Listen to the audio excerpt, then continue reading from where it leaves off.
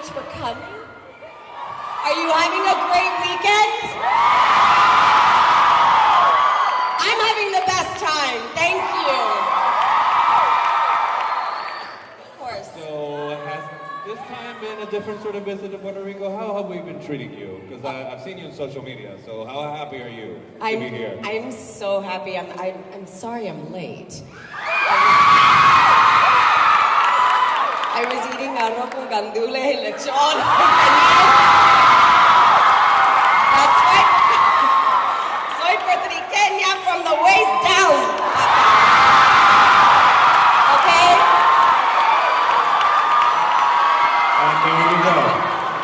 I'm having the best time. I heard there was a mofongo emergency on Friday. There was a mofongo emergency. I had to eat everything I grew up with, so. I know you've been doing Friends, obviously, but what has made the fans from Puerto Rico a special sort of homecoming for you being here for this? De pasión, the amor, the love, the smiles, the energy. I love you too.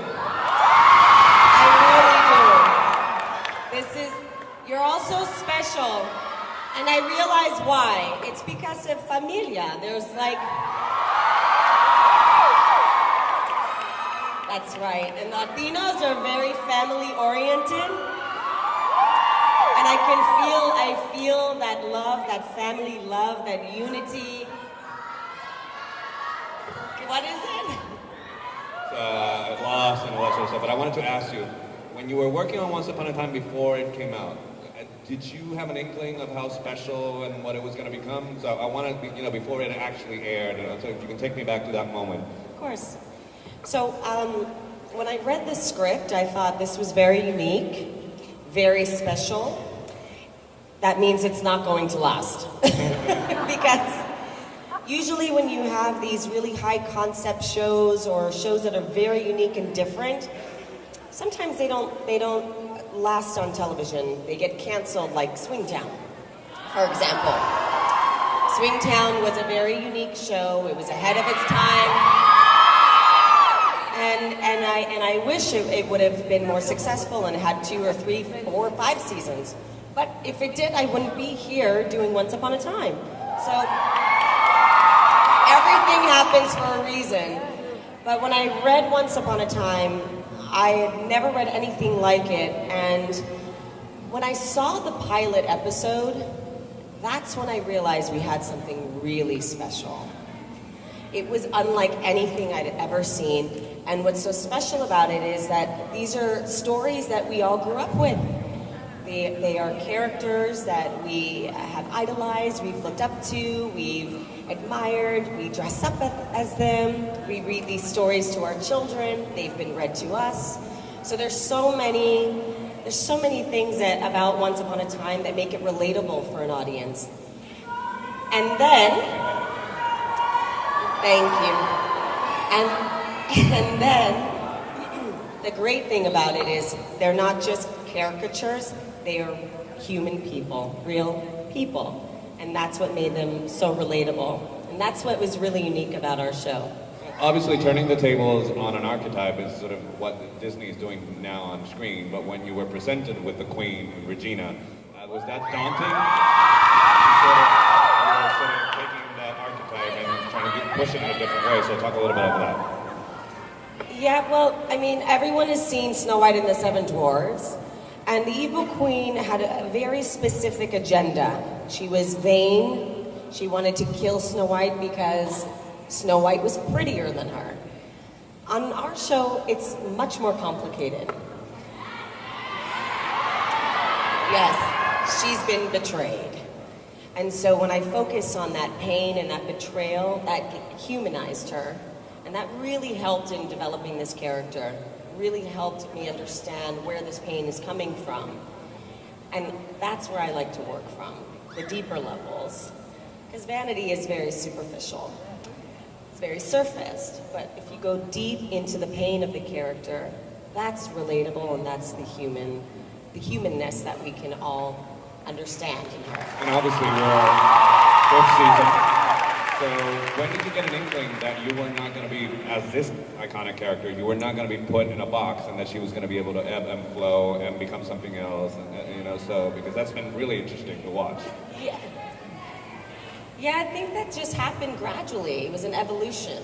It's still an evolution. I don't think a lot of us knew exactly what direction the characters were going right off the bat, but I knew from the pilot episode, just because I made some choices for the character, that she did lose a love. And when I spoke to Adam and Eddie about it, they said, "How did you know that?" And I said, "What do you mean?" That was just my choice as an actor, just to give to the character. And they said, "That's where we're going. She did lose a love." And I kind of instinctively knew this. And I guess I was meant to play her. You knew her better than you thought you did. Yeah, I mean, like I said, everything happens for a reason. So I was meant to play her. So given that happened in season 1, have they included you, the showrunners? Do you have conversations with the writers, or because you own the character now? I don't. It's different in every show. Well, it's shared. Okay. I don't. It's shared with the writers. It's so a how collaboration. much conversation or talks is there where she's going to go, and you get a little bit of input or not? Or sometimes I think, especially right now, because of where she's going. And there's 2 Reginas. None of them are interested at all. I know. Where she's going. Yeah. Who's excited to have 2 Reginas? It's like the best of both worlds, right? The hero lives and the evil queen lives. Spoiler, maybe, but you have to have seen it. Anyway, so I'm going to ask one more question and then start getting in line, okay, guys? Because then I open it up to you. So I've been instructed on Twitter, which I know you're active on social media, yes, to ask you about favorite scenes with Henry, if you could pick one or something in your storyline that sort of sticks out. Yes. My favorite scene with Henry is in the 2nd season. I think it's either the first or maybe the 2nd or 3rd episode, maybe the first, in the first 3 episodes, where she's standing, they're talking on the staircase in her house, and David comes by, and she tells Henry to go and stay with him, to go live with. That scene, that's when I realized that this woman was not so selfish, that she was really conflicted and was still growing and learning, but she knew that she had to send her son away in order for him to be safe so she can work on herself. And that, to me, was a very courageous decision for her to make. Do you think that the fact that she's not one-dimensional and there's that is what makes her, has this sort of, response from the audience? Do you think that if she would have been just a one-dimensional sort of evil queen and stayed there, that, maybe this wouldn't happen? I think I would be bored, and I think a lot of people would be bored, yeah. We'll suffer if we would be bored, if we wouldn't get this great performance. You can't just play evil. It doesn't work. It's fun maybe for a movie. It's good for a movie, you can see it in 2 hours, but on television, there's no end to telling these stories unless the show gets canceled. So I had to really, stretch it out and make her multidimensional, really layered and very complex, not only for myself, but for the audience. It makes her much more interesting to watch. So I promise. So first question from the audience, please. I love you too. We're right here. Before I read my question, I wanted you to know that you didn't inspire me just emotionally, you inspired me to walk. Really? That's incredible. The woman who just said this is in a wheelchair, and she just said, "You've inspired me to walk." That is a blessing. Thank you so much. And now, the question is, you taught us that anyone can get a happy ending, but seriously, the season finale, they killed us Robin Hood. Why? I asked the same question. Why? But you've been getting that a lot since that Yeah. episode aired, right? Yes. Were you shocked when you read the script at all? I was. We were told a little bit in advance because they didn't want everyone to be shocked when we read the script. Out of respect for Sean, out of respect for our characters and other actors, we were warned. I was shocked, but I also have a lot of faith and respect in my writers, and the creators of the show, and I always know that they write these stories for a reason, and it's to push other characters forward. And that's what we're going to see with Regina.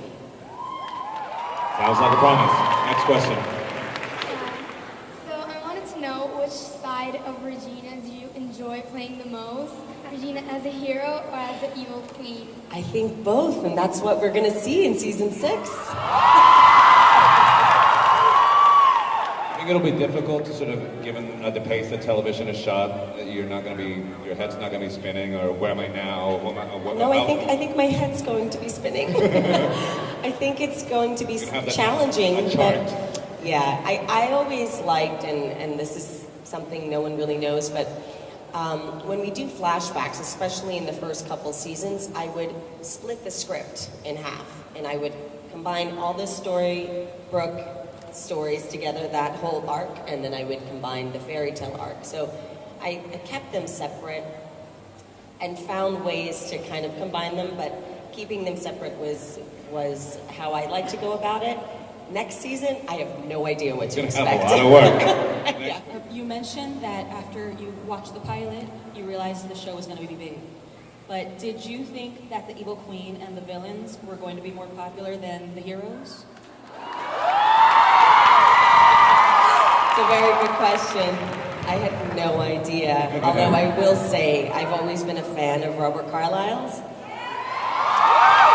He's a phenomenal talent. So I knew that he was going to be very popular. I had no idea Regina was going to be this popular. Next question.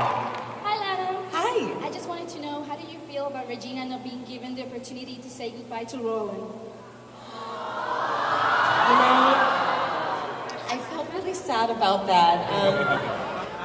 I'm hoping that maybe she'll travel to wherever he is at some point. Out of respect for Robin and their relationship, I hope that they can have that moment of closure. But how would the evil queen feel about Robin's death? I think she's going to be really pissed off. I mean, the evil queen hasn't had a lot of love in her life, and if you go back and watch a lot of the episodes, if you go back, which I do because I like to see the evolution, she always talks about family. If you remember from the Hansel and Gretel episode, she was trying to convince them to stay because she really wanted that. So I think she's probably going to go after the Charmings. She's going to blame Emma. She's going to blame maybe Zelina. So, yeah, I have a feeling she's going to just wreck everyone's life. I can't wait. It's going to be so much fun. Next question, please. I'd like to know, what are the challenges of playing all these sides of Regina? So it's very complicated. I've always wanted to be a character actress.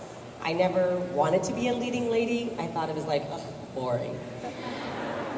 So for me, whether it was the writers or me or a combination, I always challenge myself to find more depth and colors within the character.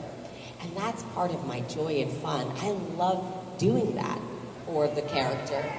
And so playing the old hag, I convinced them. They were going to hire a real old lady. And I said, no. Absolutely. But please let me play her because it's the same character. They said, but Lana, you're not, 85 years old. I said, but let's try to make me look 85 years old.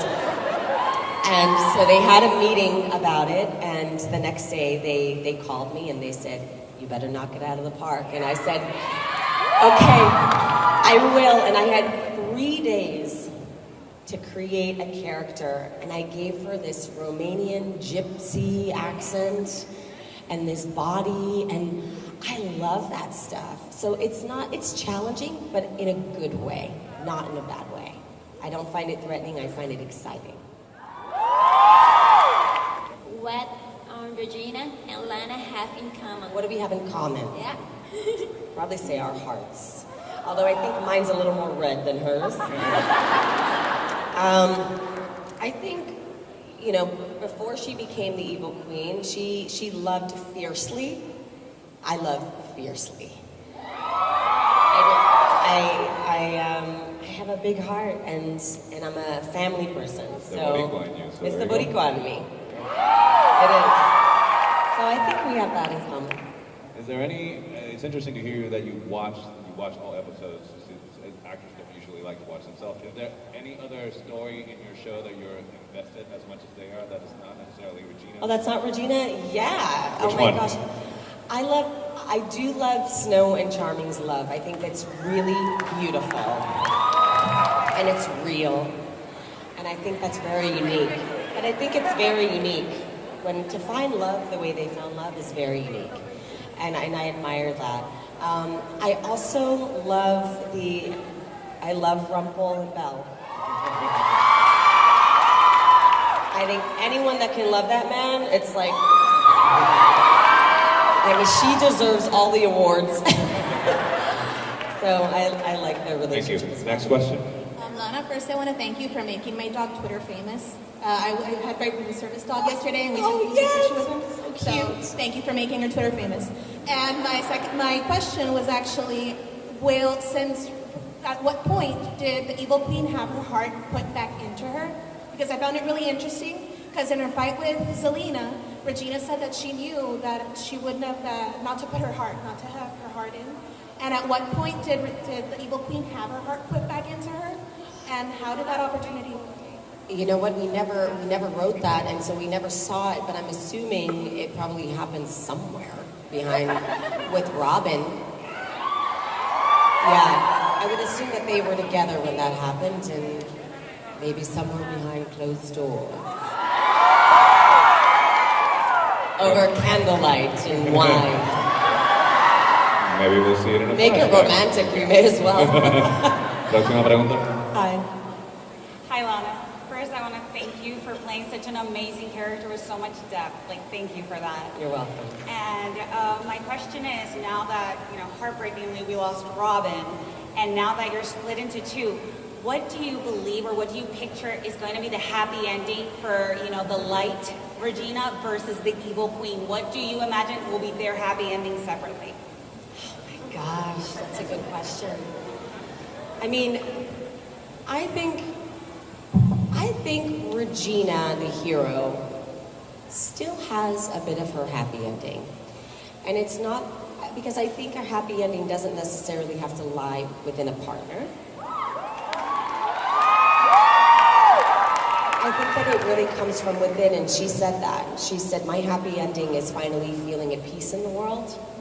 And I think she is there to some degree. I think she's also really pissed off. She feels like everything bad happens to her. She doesn't understand why. But she has her family, and she has her son, and she has these friends, and the Charmings, and these people have become her family. She has Zelina. So I feel like the hero, Regina, still encompasses a happy ending. I think the evil queen has a long journey ahead of her. And I'm really excited to see where she ends up. I don't know yet, but I hope that she does get some kind of redemption or some kind of happy ending. I know it's going to be more work for you, but do you hope that the storyline goes for more than one season? You mean one past this one? Yeah. I mean, we hope so. We have no idea, but Okay. that'd be great. Cool. Next question. Hi, my name is Rocio, and I love you so much. Thank you. And I just wanted to say that what's your biggest fear? That's deep. Just being you, not I'm like not finding Regina. hair in my food, okay? I don't like that. I would say, I think loneliness is something to be not so much afraid of, but it's kind of a scary thing. And I don't mean like being alone. I think being alone and doing stuff alone is really great. But being lonely in life and not having people that you love or being loved, I think that can be a really scary existence. And I love you too. I'm really lucky. You're never gonna feel lonely. No, either. I'm not gonna feel lonely, but thank you. But I think that's being lonely, dying by yourself. It's scary. No one should So ever. let's move right along and not dwell on that Something one. happy. Yeah. Thank you. Próxima pregunta. Hi. My question is if there's another character in the show or another TV or movie that you wish you could someday play. Another character. If I could play a different character, who would it be? Yeah, or in the show or another movie. Let me see. Yeah, well, I said recently I would love to play Catwoman. Yes. Why Catwoman? I think I would make a really sexy Catwoman. Yes.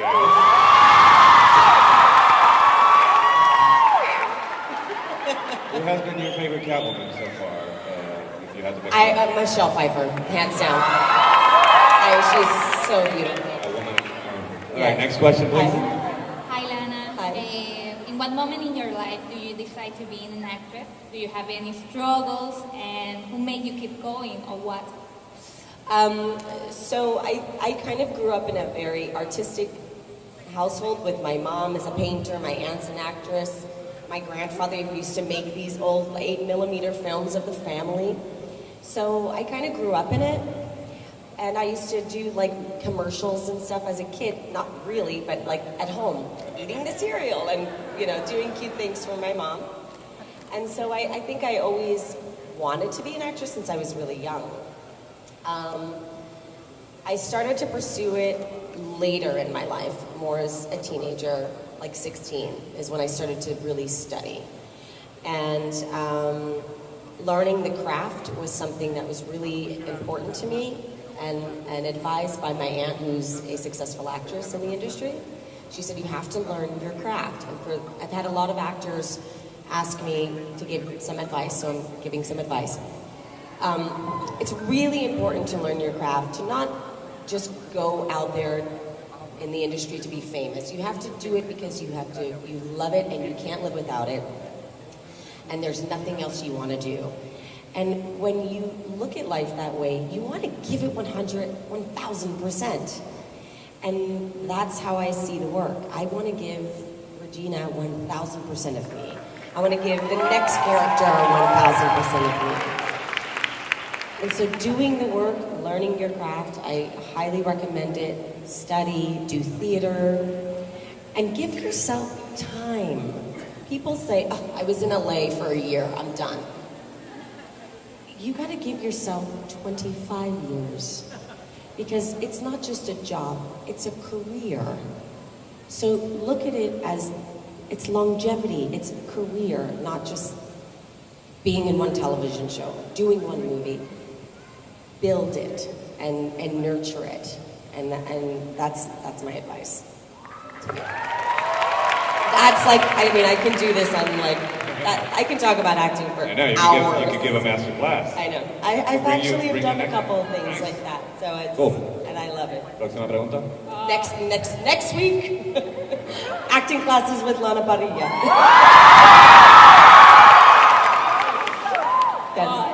I think your character is the best one in the whole show, so shout out to that.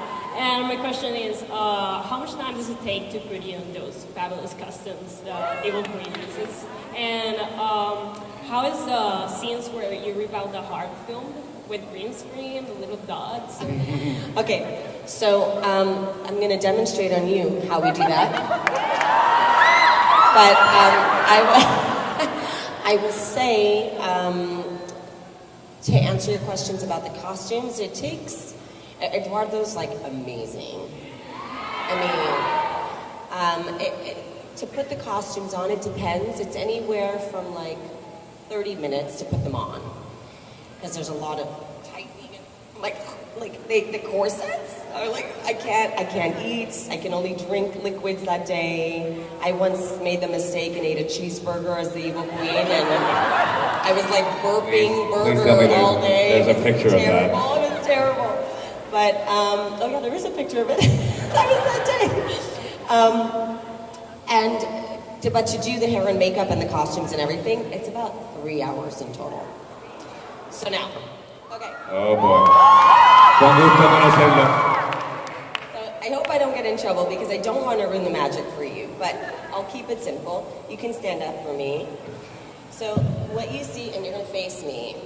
So what you see on the show is this, right?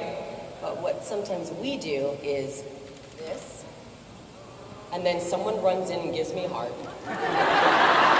We freeze, they give me the heart, and I pull it out. Sometimes that happens. Sometimes we just do this, we freeze. Someone comes in, they put the heart in my hand, and I hold it here, and I pull it out. So, I mean, if I could really rip into someone's chest, I would. We're not gonna do that now. But there would be a lot of dead people. So, to preserve lives, we fake it. We appreciate it. Próxima pregunta. Hi, hi, sweetheart. I'm swallowing down a lot of anxiety right now because I'm so nervous. But You're good, you're doing good. I'll try to keep it short. Okay. Once upon a time, once my sister called me over to be like, hey, do you want to see this show with me, you know? And I didn't know what would have ensued. And tears, the crying, the screaming with happiness. Regina's our favorite character. And I think I speak for everyone when I say that Regina finally deserves her happy ending, right? So my question is, well, we used to think of Regina as a villain. Did you ever think that it would grow to be like this? I mean, she's kind of like this character of redemption that people love and they idolize her more than the main character. Thank you. I think that what makes Regina so compelling is how complex she is. I think that her journey, and that's what's so interesting to watch, is her journey and how she evolves. The challenges that she has, it's very relatable. People watch her and they find a lot of inspiration, they get inspired, she's taught so many, she's taught me. Yeah, I mean, I didn't know she was going to be this relatable. But I think, and I've said this before, her message is really inspiring because it shows us all that good can come from broken. And I've been saying that a lot, and it's true. And I hear so many people who watch Regina go, oh my God, you know, we all possess darkness. We all have two sides. We all have these crazy thoughts. And I think when you watch Regina, it makes you feel like you're a little normal. It's okay to have these crazy thoughts. She has them, but she's still trying to be a better person. And I think that's her beauty. That's the biggest gift that she's given me and to everyone. Given the richness of the character, have your thoughts about, or maybe preconceived notions about leading lady changed? You know, that you say, I think you're leading the shows in a sense. I know it's an ensemble and I can get in trouble, but how does that change? Finding such a rich lead character? Yes, I love that I actually get to do both with Regina. She's a leading lady, but she's also a character. So it's the best of both worlds. Nice gig. Next question. Hi, I'm Graciela, and my question is, when you were a kid, did you ever imagine that this would be your life? When I was a kid? Yeah. Yes. And he played in the States for the Phillies and the Indians, and he always said to me when I was playing softball, because he didn't have boys, so I was a tomboy, and he said, okay, Mommy, I want you to see the ball going past, like over the second baseman's head before you hit it. And I was like, okay. And visualization is a very powerful thing. If you see it happening and you just keep seeing it and don't lose that, you can manifest it. It can happen. And I always saw myself there, wherever I wanted to be. I was going to be working in the industry. I was going to be doing what I loved. And there was no one that can persuade me to do differently. And, you know, when I was younger, a lot of people don't know this, and I don't mind sharing it, but I grew up in Brooklyn. And in the 80s, 90s, when it was like not a good place to grow up. And I always wanted to go to LaGuardia High, which was in Manhattan. And my father said, absolutely not. You're too young to get on a train at 6, 7 in the morning. You're 13. And I cried, Bobby, please, please, please. And he said, no. And it killed me. And I thought, that's it, my dream's over. And then I realized, no, I just have to go about it differently. So if I didn't get to go to that school, I was going to go to a different school. And so visualization, see yourself there. Really see it. Take that time, think about it, and see yourself there, and you will get there.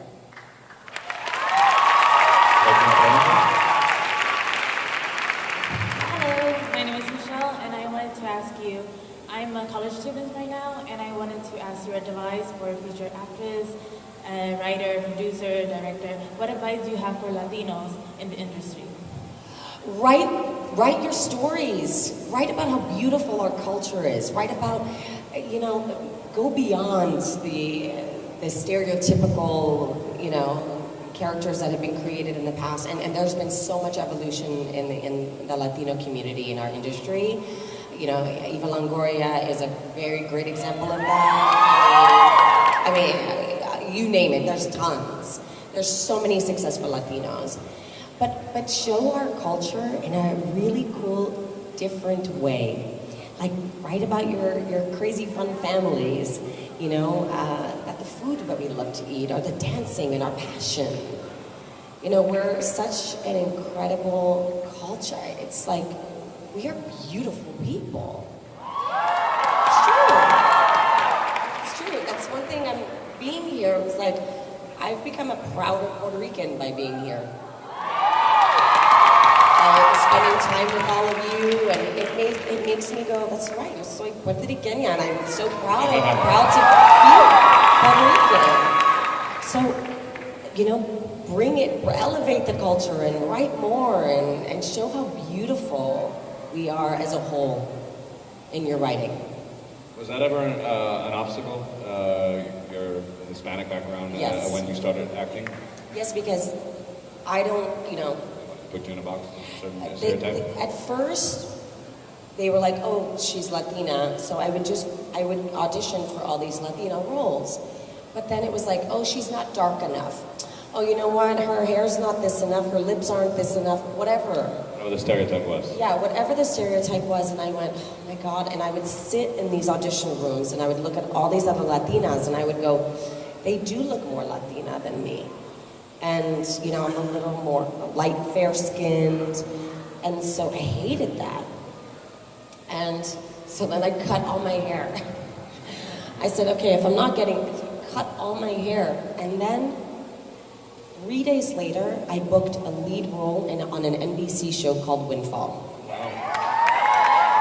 And the show didn't make it very far, but what I realized was that there were so much stereotypes out there that people, they couldn't get past the exterior, so I had to show them something different. And what it really highlights is, I'm a person. It doesn't matter what I am, I'm a person, and I work hard at what I do, and that's what gets me jobs. So go beyond the stereotypes, you know, show them how great you are as a talent, as an artist, and go beyond whatever their closed minds think. Thank you. Well, good afternoon, Lana. Welcome again to your home. Long live Regina, my friends. Thank you. I wanted to take it a little bit on a lighter note. I wanted to know if you have any funny stories from set. There's so many. I mean, there's, you know, it's funny, people ask me this and then I go blank. But, you know, we as a cast, we're really lucky. We all get along. We all look after one another. When we're waiting in between, like before we go filming, like we're off in our room or whatever, we're always doing little silly things. Like we make each other laugh. Sometimes we read to one another. We help each other with auditions if there's anything coming up. We all eat together. We order sushi all the time, and we love our Starbucks. So, you know, we've become kind of like a little family. And I would say the most fun I've had was, you know, I've had the most fun with probably Robert Carlyle, Rebecca Mader, who is hilarious, Sean McGuire, who makes everyone laugh nonstop. They are the real funnies on the show. Like the real humorous people. Are there time for pranks or no pranks allowed? There's no pranks. No? No, I don't know. We are not a pranking group. Okay. I think the boys prank more than the girls. Okay. Well, you have a mission for next season, so Yes, you'll exactly. tell us about it later. I know. Próxima pregunta. Yeah, I'm taking any ideas for pranks, let me know. Hello, Lana. It's a Hi. pleasure to meet you again. I wanted to ask you, how difficult was it for you to play the role of having to do the curse of killing your father, as he's the one that you love the most? And you said that you put your feelings into the character to feel her pain. So how did that feel for you? Devastating. It was devastating. It was the second episode, and I was like, this is the second episode. I'm still learning who this character is. I was shocked by this decision that she was so desperate. She wanted this revenge so bad. She was so vengeful that she would kill her own father. I had a really hard time with that. But I kept thinking, okay, you can't judge your character when you're playing. You can't. As the actor, you can't judge them. You have to try to understand. But that's why you see a tear running down her face, because it was literally heartbreaking. And the best thing that could have come out of the whole show for me, and I think for the character, was in the 100th episode where she sees her father at the graveyard in the underworld, and she gets to say, "I'm sorry." That was probably my favorite scene that I've ever been able to play in my career, because to have that closure for the character, to be able to say I'm sorry for things, sometimes you don't get that in life. You know? I mean, we lose people, and then sometimes tragically, sometimes whatever, and you never get that opportunity. That was a really big gift. So not just me, but for Regina, because it ate at my soul all 5 seasons that we weren't able to address that. And then when we did, it was like, I thanked Adam and Eddie and said, thank you so much. This was the best scene I've ever been able to act in. Próxima pregunta. Hi, Lana. I was wondering if you think that Regina will stop doubting herself and think, well, no, I am good. Because we see throughout the show that she has these good moments, and then something bad happens, and then she doubts. She's like, what should I do? Yeah, I think that's part of what makes watching Regina so interesting, is that we're going to see how she deals with that in season 6. How she, you know, why do these things keep happening to me? Is it karmic? Is it because I've done all these terrible things that there's no redemption for me? Or, no, I'm not going to have those thoughts. No, I am good. And it's just, there's this darkness inside, and I haven't learned how to deal with it. I think though you're going to get these answers in season 6. It's still being developed. Próxima pregunta, que nos queda poco tiempo. Hi, Lana. I love you. We know by now that the Evil Queen's signature move is ripping out a heart and crushing it to dust. The first time you did this, how did you feel? And are you used to it by now, or is it still weird doing this? I'm so sorry. Could you ask this again? I wasn't clear. A little slower. Thank you. Evil Queen's signature move is ripping out a heart and crushing it to dust.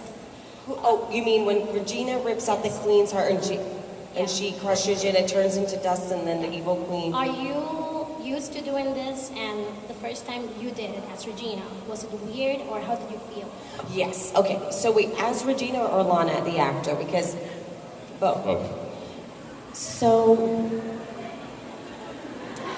I'm trying to remember for the Evil Queen, the first time she crushed a heart, I believe it was when she was studying under Rumpel, and then he had another apprentice, and then, oh, not an apprentice, yeah, he had another student, and then Regina came from behind and ripped her heart out and crushed it. I think she found a lot of satisfaction in that. I think that she proved to herself and to Rumpel that she can be a good evil villain, and this was her first, proof of it. Lana, the first time I did that was with Graham in the 7th episode, The Huntsman. And I remember going, oh my God, this is crazy. Like, what am I doing? And they run in and they put this dust in my hand and they're like, just crush it and let it fall out of your hands. And it's like, okay. All right, I guess I'll do that. Is it gonna get all over my clothes? And we do this. Someone runs in, they put the dust in our hands, and then it's all in editing, right? So you don't see what we experience. But I thought it was odd, and then I thought, okay, this is all part of the magic on the show, and this is what we'll probably do a lot more. And we